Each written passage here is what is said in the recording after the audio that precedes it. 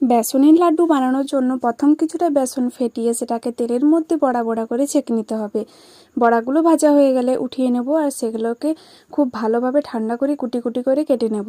এরপর একটা মিক্সিং জারের মধ্যে ভরে সেটাকে হালকা একটু দানাদার পেস্ট বানিয়ে নেব। পেস্ট রেডি হয়ে গেলে একটা কড়াইয়ের মধ্যে চিনি শিরা তৈরি করে নেব। তার জন্য নিয়ে নিয়েছি চিনি ও জল।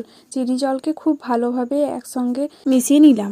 চিনি খুব ভালোভাবে মিশে গেলে এর মধ্যে একটু বাসন্তীর রং দিয়ে খুব ভালোভাবে নেড়েচেড়ে এলাচের গুঁড়ো দিয়ে দিলাম ফ্লেভারের জন্য। তারপর দানাদার বেসনের পেস্ট যেটা রেডি করে রেখেছিলাম সেটা এর মধ্যে দিয়ে খুব ভালোভাবে নাড়িয়ে চাড়িয়ে নিতে হবে।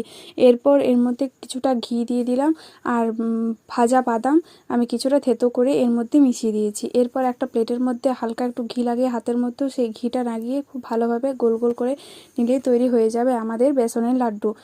আজকে আমি এভাবে রাখি বন্ধনের জন্য লাড্ডুগুলো তৈরি করেছি। তোমরা চাইলে এভাবে তৈরি করে নিতে পারো। ধন্যবাদ।